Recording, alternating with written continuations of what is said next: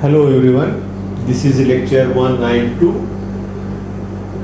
In the previous lecture, we have gone through the theory portion in which at any point at C, we have calculated the deflection by applying the formula that is summation PKL upon AE.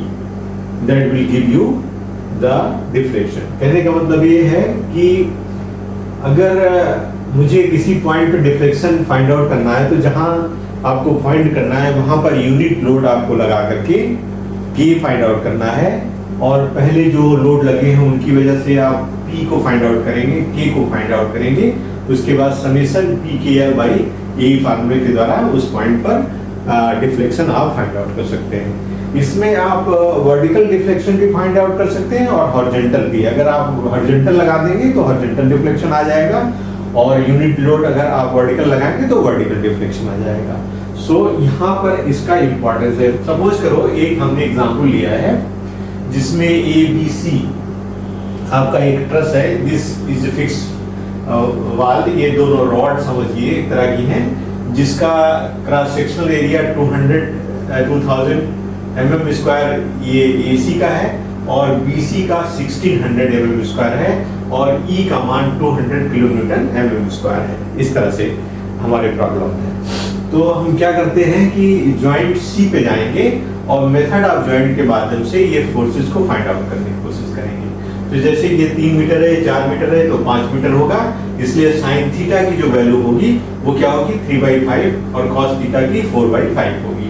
यहाँ पर आप देखोगे तो 120 का जो vertical इसका portion है that is CA हमें PCA कह सकते हैं, PCA sin theta is a vertical portion, तो PCA sin थीटा इज 120, तो PCA is 120 by sin theta, तो 120 into 5/3 तो 200 किलोन्यूटन आ जाएगा।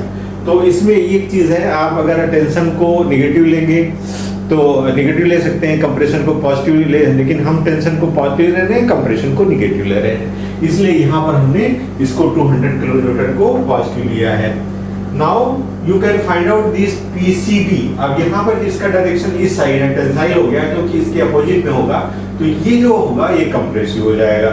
नेचुरल है कि कंप्रेसिव, क्योंकि इस कंपोनेंट जो है इसका हॉरिजॉन्टल जो कंपोनेंट होगा वो इस डायरेक्शन में होगा, तो उसके अपोजिट में आपको मिलेगा। इसलिए यहाँ पर PCB क्या होगा, PCA cos थीटा हो जाएगा, जिसकी वैल्यू हम लोग PCA 200 किलोन्यूटन है, PCB PA cos theta 200 divide by multiply by 4/5 160 है। तो PCA और PCB आपके निकल आए, एक आपका 200 किलोन्यूटन पॉजिटिव में है, एक 160 किलोन्यूटन निगेटिव में आ गया। अब क्या करेंगे, let's to find YC at C apply unit means 1 kilonewton, 1 unit माने 1 किलोन्यूटन लोड हमने अप्लाई किया है।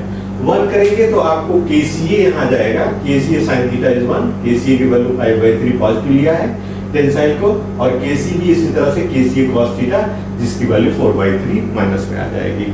तो हम क्या करेंगे, अपना टेबुलेशन में जाएंगे, मेंबर लिखेंगे PKL और A लिखेंगे, और यहाँ पर लास्ट में PKL बाई A करेंगे। तो मेंबर 1 CA है, दूसरा CB है, इसका 200 है, ये 5/3 है, ये आपका 5K या 5000 है, ये 2K है। तो 5000 इसको इन तीनों को मल्टीप्लाई किया, इसको इससे डिवाइड किया तो 2500/3 आ गया। इसी तरह से इन तीनों को मल्टीप्लाई किया, इससे डिवाइड किया 1600/3 आ गया।